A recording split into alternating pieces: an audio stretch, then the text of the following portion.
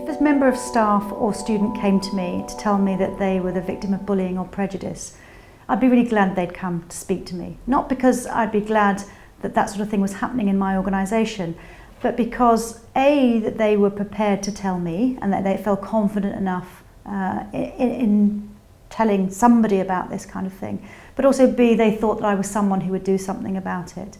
I think my bottom line is that it's not acceptable, and I'd make that really clear to people right from the outset. I think people should be judged on what they can do and what they do, not on the colour of their skin or whether they can stay after 3 o'clock in the afternoon to do some extra work.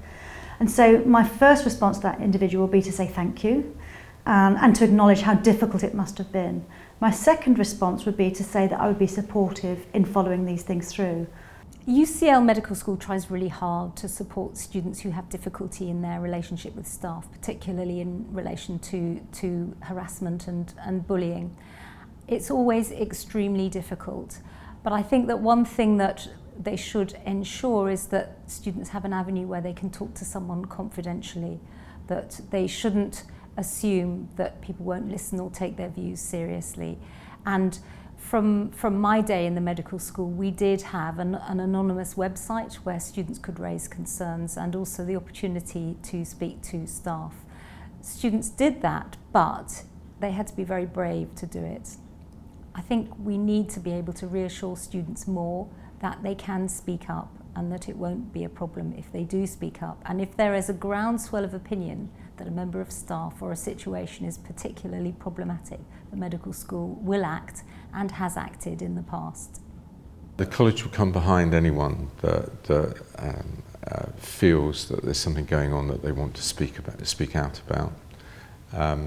We obviously have appropriate policies for whistleblowing. We want to tackle things that are unpleasant. If there's bullying going on, if there's anyone with demonstrating evidence of any prejudice, racial prejudice, homophobia, all of that sort of stuff, please report it, because we can only sort it out if we know about it, and you have to be brave enough to put your name to it. You will then get backed up by the college. We will not let whistleblowers down if there are serious issues going on that need our attention. So it's incredibly important, I think, that students, medical students and doctors as they develop have the confidence to report failings within their own profession as well as within the other professions that are part of the care team. And as we've seen in a number of recent high profile incidents, that culture does not necessarily pervade the NHS, and we have to encourage it in the interests of patients.